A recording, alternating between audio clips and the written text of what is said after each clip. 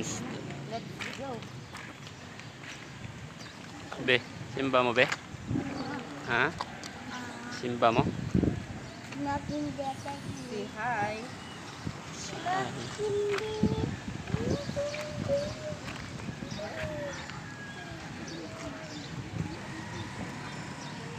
Sa Medellin Church, Santo Niño Paris.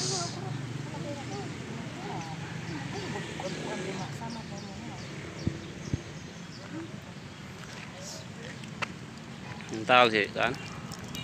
Ate? Ha? Minsan man. Katang hilagkan.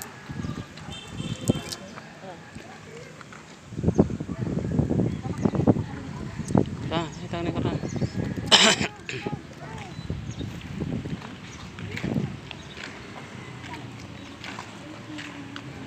Una.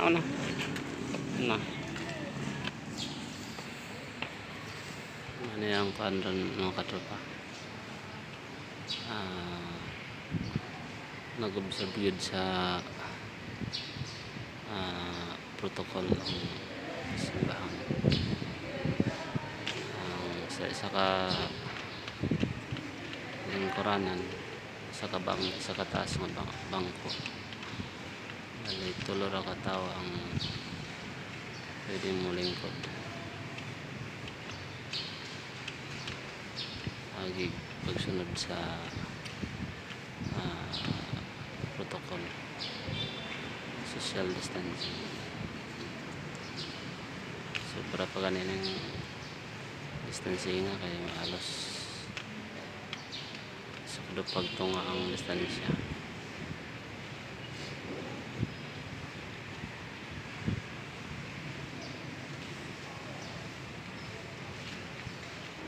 Simba mikron sa akong pamilya.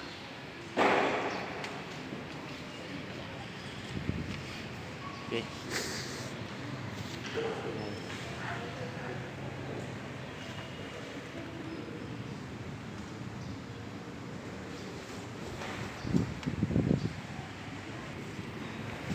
May natakaroon sa Santos nga misa mga tropa.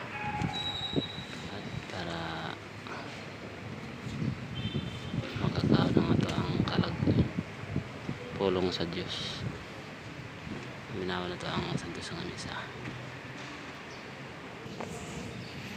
Wala pa magsugod mga katropa kaya alas 9 naman ang misa. Wala pa ang pare. Hinay pagpanulod ang mga katawan simbahan para makapisto na silang ng karanan kaya limitado lang ang pwedeng makasulod sa simbahan. Sa isa ka bangko, tulo lang katawa makalingkod. Pag mapuno na ni, hindi na pasudlan. Adto na sa gawas ang pan.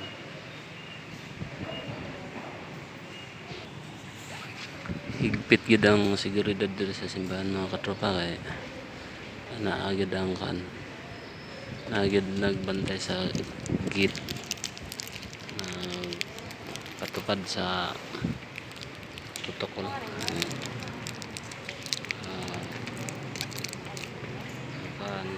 Sprayan mo kamot tong alcohol kuhag temperature mo ulo.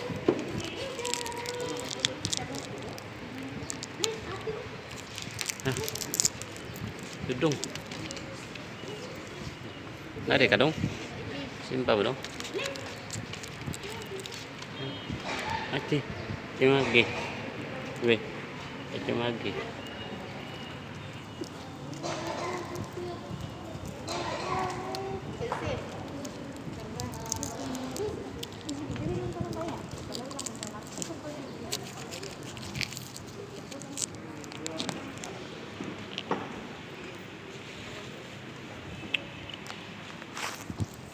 stricto ang kanila kanang proper gud ang mga nagbantay dito sa simbahan.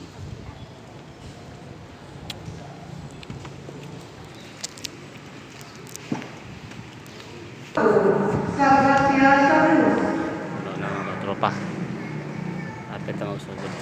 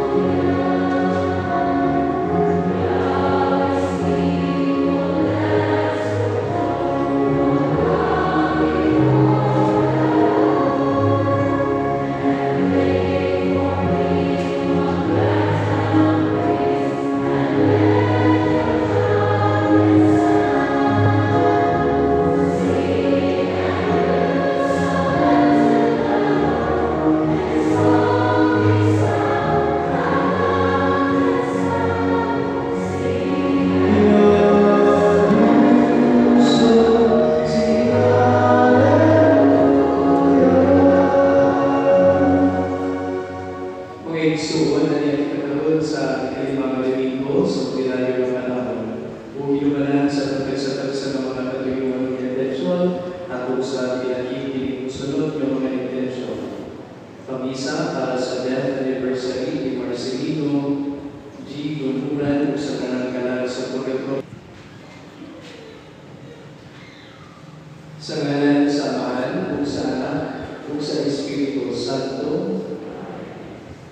Ang grasya sa Panginoong Jesucristo na lumabas sa Diyos, upang panaghiusa sa Espiritu Santo manaakan niyo.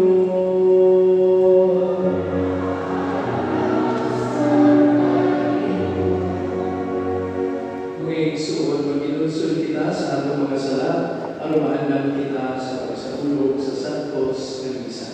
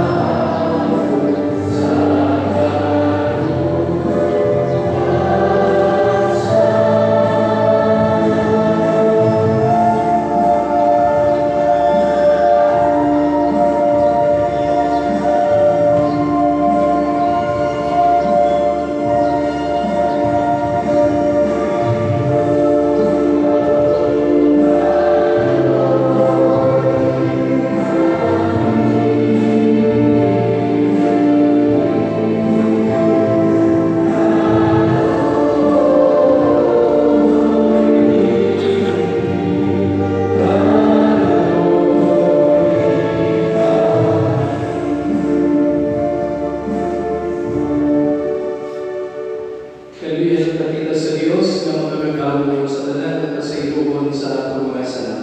Lalo punta kita niya kanto sa kinabuhi dahil.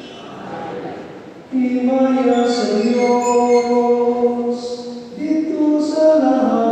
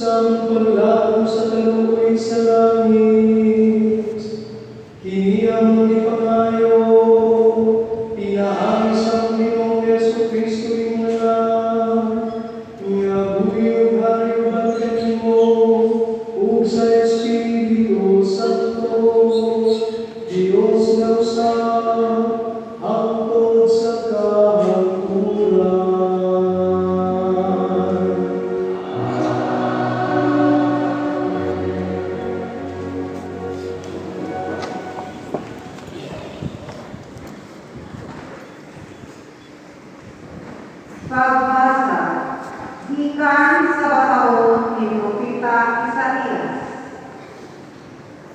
Sulod sa tuig na namatay si Haring Osias, nakita ko ang Ginoo nga naglingkod sa usa ka trunong mabot kaayo.